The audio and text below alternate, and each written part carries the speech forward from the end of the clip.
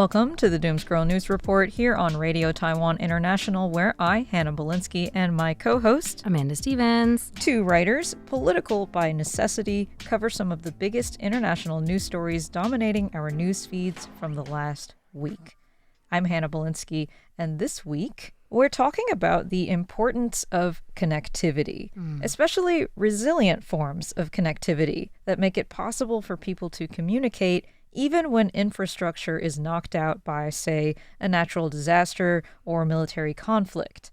To that end, we'll be chatting a bit with the coordinators of a recent project hosted by RTI that saw high school students from Ilan in northeastern Taiwan conduct a radio exchange with students from Vardo Upper Secondary School in Norway, demonstrating the unique applications of shortwave radio in maintaining resilient connectivity.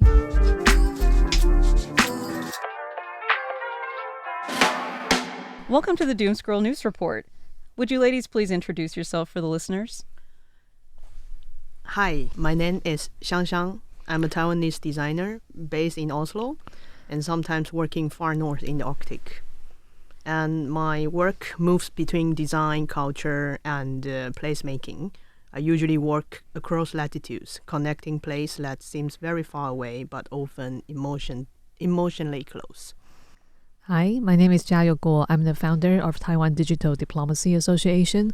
We are an NGO that aims to increase the visibility of Taiwan, and through digital platforms or through cultural exchange events, we have facilitated some projects over 25 countries and also put Taiwan onto 350 plus media coverage in the world. Wow, so thanks for joining us today. I understand you both worked with the Youth Signal Project, which is affiliated with the Taiwan and Arctic Youth Connection Project. Is that correct? Mm-hmm. That you guys just completed. You recently sent out a broadcast through this project over the Arctic Circle. So can you describe the project, the thought process, and your goals behind organizing this project in the first place for our listeners? Honestly, I think this project started with a conversation. I was calling to one of my friends who own this organization called Coma Fest in the Arctic, and they are making a lot of cultural projects. Mm-hmm. And then we talk about communication, and everybody now have a smartphone, and maybe it's too smart that the distance between human are actually even more far away. And then she just mentioned that, she used to listen to the radio, and then because I've been working a lot of projects across Taiwan and Norway or the Arctic. Right. But this one seems very big. So then I called Chiayo and asked her whether should be interesting or not. And then she said, yeah, let's do this. And then we got, on the Norway part, we got the funding by Nordisk Cultural Fund to support these ideas. And then the Radio Amateur League, both from Taiwan and Norway, was also very open-minded and accept us with a lot of questions. It's great that there are still people who are interested in the radio, after all. Yeah, when Hsiang called me about this project, I feel very interested because our association have hosted a lot of events, and we have hosted the Norwegian National Parade a few years ago. So I think it's nice to continue this connection with Norway.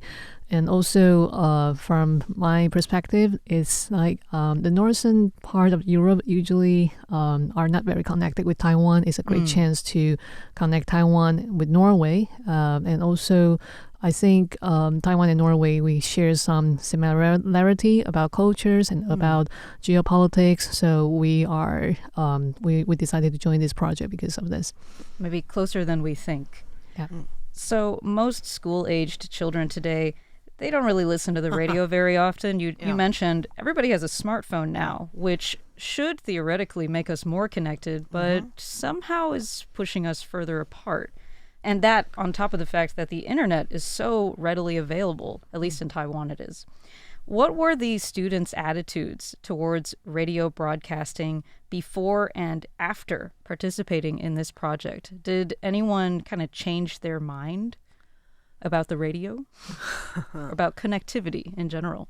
Actually, because at the beginning, the idea was to teach them how to build their own radio set and then Really? communicate with that. Okay. But later on, I study more and more about that. I found that it's impossible for such a short I time see. and and kids to do that. Yeah. I even got the license of the first stage of the radio test. Wow. And then we kind of change Hmm. along the way to maybe teach them what is that, and Right. then use the radio amateur league's help Mm-hmm. for them to communicate. The changes for students, I think, the first time they used that, I feel like they were like walking in the museum, like they don't really know what is that. Right, right. But then it works. Then Yeah. they can hear the sound. Magically. Yeah, magically. And what was very interesting for this 2 days workshop was that the first day they communicate with radio and it was very smooth, like very instant, and then you can hear the sound.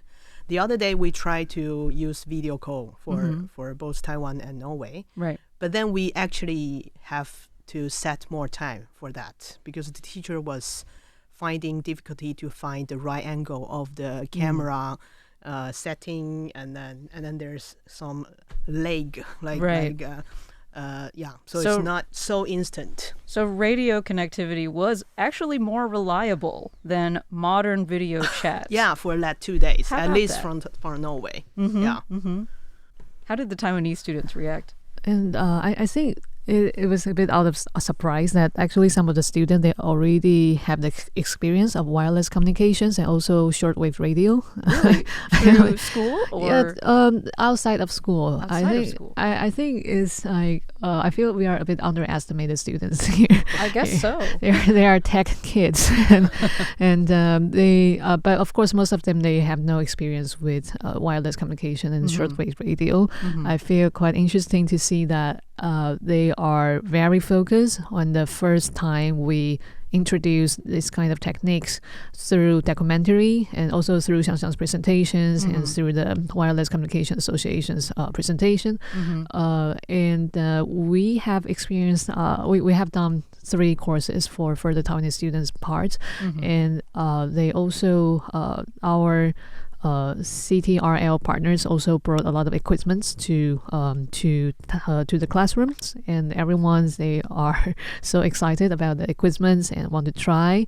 And out of surprise, they are very talented actually, and they have sent signal to different countries first. For example, Japan, Malaysia, and they also sent a signal to Chile before they send it to Norway. Really? Yeah. So they actually have played around with the radio before. Yeah. So this wasn't new to them. It was kind of new, but they get on hand very fast. And after the communications, the communication or conversations with the Norwegian students, some of the students told us that they feel more connected to the world, and also they feel safer if there are something happen, natural disasters or Right. Potential risks. Like if something happen, they feel safer because they know another way to communicate with another part of the world. Right. If the cables are cut or internet goes down, there's always shortwave. So moving on to kind of a big picture question. Do you think there's still a place for radio in the modern media sphere? And if so, how do you envision that space? I think we might be the last generation that experience without internet and with internet, and then moving so fast. I'm till part of that now. too. Okay. Yeah, I'm part of that too. Yeah, I'm a and- millennial. Come on. Okay. And I think I still remember sending, calling the radio station and then ask the host, can you broadcast this music? Yeah, to- I've requested songs too. Yeah, right? yeah. Like to friends, and then waiting and then being patient and then hoping the friend can get it, Yes. whether it's a lover or a friend, Yeah, we remember the time before instant gratification. Yeah. And I do feel people kind of lose the ability to treasure the message that's sent to each other because you don't need that much effort nowadays. Yeah. And we used to have pen pals and you write letters, you wait for a month or something. Right. So, and it's very magical when you Right. receive that. And I do believe the world still need this kind of connections because for me at least, it's more valuable. And Yeah. also for those kids in the north, they also told me like they never would think to communicate with the other side of the world. I imagine Norway is a pretty isolated place, or it might Yeah. feel that way. Yeah, I mean, even for Europeans, they were like, Norway, like, what's that? Yeah, like, yeah. You know, and so Finland, Norway, Sweden, Iceland, people still get confused. Yeah, yeah, now, yeah. Greenland, you know, like, yeah. So I think the kids having fun about it, and they do swap the whole science class in the following days. The Really? teacher told me that they can only talk about radio now, and which I think is really kind of I didn't think that coming as well. Yeah, yeah. And the other cute part is that kids was occupied the whole whiteboard and then writing what kind of snacks can represent Norway that they want me to bring back to Oh. Taiwan. That's cute. Yeah. Everybody cares about food. It's like the number one thing, right? Yeah, that that's- connects everyone. Yes. I think she covered everything. I don't have much to say. Well, thank you guys for joining us today. I always like to talk about radio news because, well, I work for the radio. And I am, like you guys, part of that generation that remembers the way things used to be. You know, back before I could send a message to anyone anywhere in the world and they could get it right away. And so I can totally understand what you mean when you say slowing it down makes us cherish it again. So thanks again for joining us. Thank you. And I understand that there may be even more updates with this project in the coming weeks and months. So we'll be looking forward to hearing about what happens next with the Taiwan Arctic Youth Connection Project.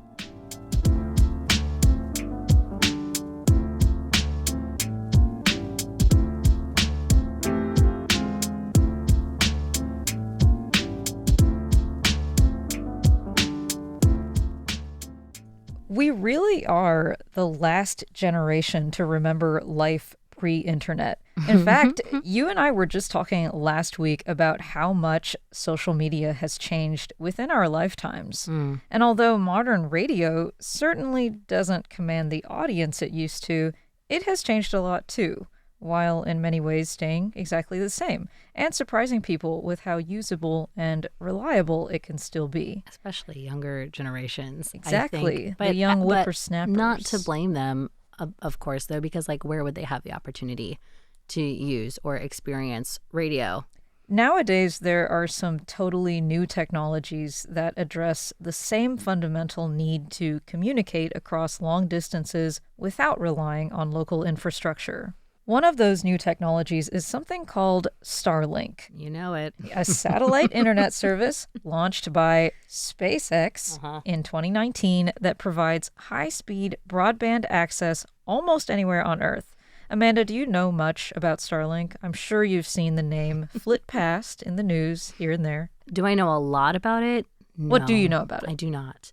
What I know about it, like I know that it is more kind of resilient and like deployable form of internet. Right. I think a lot of times, even us who grew up without internet, we Right. tend to think of it as like something that's all encompassing that you always have access to, forgetting that like it does also rely on physical infrastructure, Absolutely. like radio. And Starlink is sort of like the bridge between that. You can deploy it to a place where the regular infrastructure has been taken out. Right. And using satellites, it gives internet. That's what I know. And then Yes. also that it's owned by Elon Musk. Yes, we'll get to that, course. trust me. First, I'll explain really quick just how it works. Instead of relying on a few large satellites that are far away from Earth, Starlink uses thousands of little satellites in low Earth orbit, which orbit much closer to the planet. And this shorter distance allows Starlink to offer lower latency and faster speeds than these older satellite internet systems. And it delivers broadband to places that are underserved or completely unreachable by fiber, cable, or cellular networks. This is also what gives it such a critical role in resilience and emergency connectivity. You know, when natural disasters, wars, or infrastructure failures knock out ground-based networks, Starlink can be deployed quickly to restore communication for hospitals, governments, journalists, humanitarian groups, everybody who needs it. I actually think we used Starlink Taiwan, when the Hualien earthquake happened a year and a half ago. I wouldn't be to surprised. help people look. I don't remember if it was Starlink or if it was a similar system, but something of the same nature to help locate people and for search and rescue teams to be able to communicate inside Taroko Gorge. Just as an example of how local it can be, because the gorge makes it hard to get cell service since it's so deep. And there's a lot of places you're going that are just like the mountains are literally getting in the way. Yes. So they used a similar system because I was writing the news at the time. It pays to read and write the news. Sometimes I know things. Now, there is a major fly in the ointment when it comes to Starlink, and the fly has a name. It's Elon Musk. I've never heard that. That sucks. There's something a bit unsettling, isn't there, about a piece of infrastructure that functions like a global public utility being controlled by a private company and subject to the whims of its CEO. It's a real monopoly effect. Exactly. It's got all those railroads. So Starlink isn't regulated like a telecom monopoly. It isn't owned by states, and it isn't overseen by international bodies in the same way that, say, undersea cables are. So that means decisions about availability, throttling, shutdowns, or military use can be made unilaterally by SpaceX out of the blue and for reasons known only to SpaceX.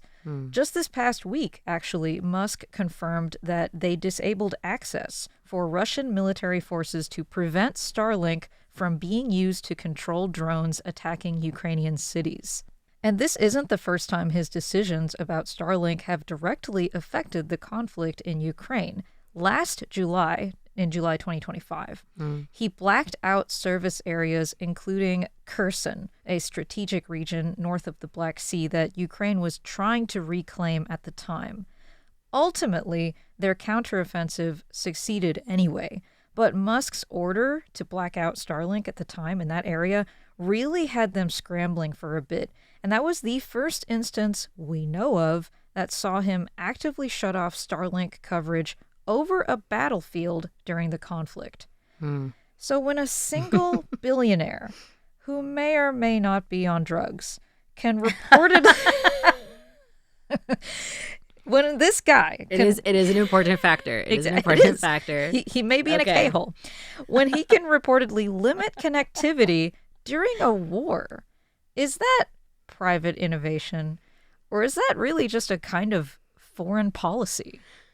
I'll be honest, like the other thing that I know about Starlink, when I think about it, is how initially Elon Musk rolled out Starlink right at the very beginning of the invasion of Ukraine, and everybody was like hailing him, wow, what a hero, that's amazing, this is really necessary. And then like 6 months later, he tried to monetize it or pull it out because he realized he wasn't making money by giving it away for free to the people of Ukraine.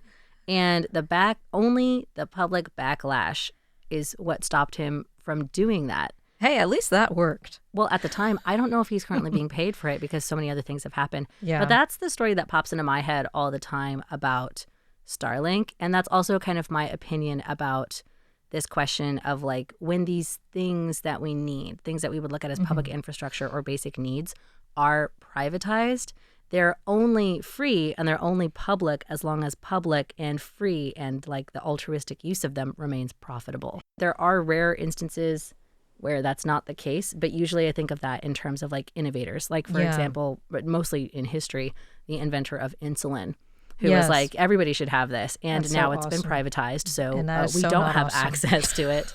But like a lot of times that's what happens, where like somebody invents something that is necessary.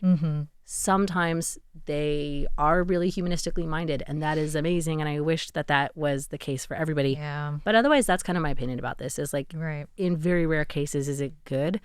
Also because while I don't want Russia to be using Starlink to attack Ukraine, I'm really not on their side. Right. It's one of those like slippery slope things that's like, if we can just turn off communication to whoever we want, and if we're just like making the decision for somebody that we don't like today, who's to say that they won't make it for somebody I do like or I am rooting for tomorrow, which is the case in these two stories exactly. It's not up to us. It's up to Mr. K. When it's not up to an international body, there's no like rules. Like, for example, when we were talking about the U.S. military, how they have those lawyers that are like, we're the ones who are telling you the rules of international engagement. Yeah, this is a war crime. This is there's not an a war oversight crime. body. In theory, there isn't anymore. But that idea of like, there is an oversight body that is telling you and advising you based on an international set of standards we've set. Right. That's not the case for these kind of things. And I think that makes it precarious, to say the least. Yeah. And the thing is, bringing it back to radio, you know, shortwave is decentralized. You might not have been able to hear a shortwave broadcast as clearly, but you also can't shut it off at the source. Yeah. And on the other hand, Starlink, it's fast, it's reliable, but it's centralized. So if a tool like this can decide who can communicate, coordinate, or survive in war, shouldn't that power not belong to one private company? I mean, yeah, I think so.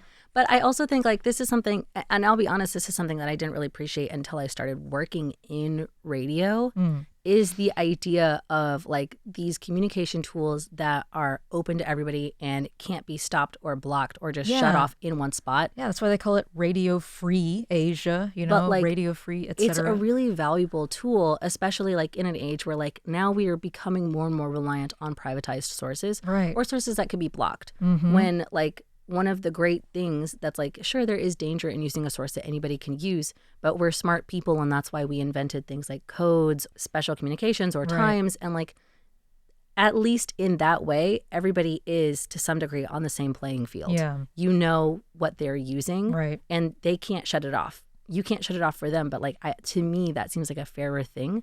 I'm not saying that like radio is better than these other ways of communication, but it has like reminded, it's reminded me of like it should remain as a communication tool, because also like I'm privileged to have never had to rely only on radio. Right. But I do remember being in remote places. Yeah. Like, for example, I like to go skiing. You cannot get a cell phone signal anywhere on a mountain, or you would go skiing, but you can get radio, and that's how you get all the music up there. So how about that? I've never skied, so that's news to me, but still a privileged example. Yeah.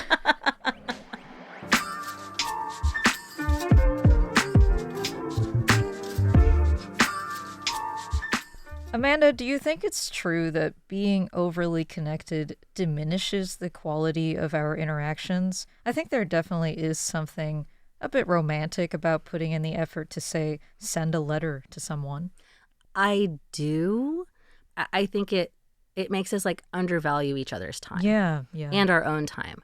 Like, for example, the importance of like read notes. Yeah. Now when you know for sure that someone's read but they're not responding, for example, it's really easy to take that as a slight. Sure. Or it's easy to feel like you have to respond to somebody all the time. Yeah. Or you have to be available all the time. I think that availability and that pressure to respond, it does somehow manage to push us further away from each other, whereas there was never that kind of knowing too much before. It reduces the excitement of like knowing somebody wants to get in touch with you. Yeah. When like I remember being a kid and getting a phone call or calling my friends. I still remember my friends' landline phone numbers. I do too. But that was really exciting. Like it was exciting to call somebody. It was exciting to get a phone call, and that might sound a little bit silly, but it's the same as getting a letter in the mail where you're like, oh my God, somebody wanted to reach me. Yeah. And they went through the effort, which isn't to say it's effortless now, but like it definitely the like over availability sort of makes it feel like more of a chore. Sure. Than like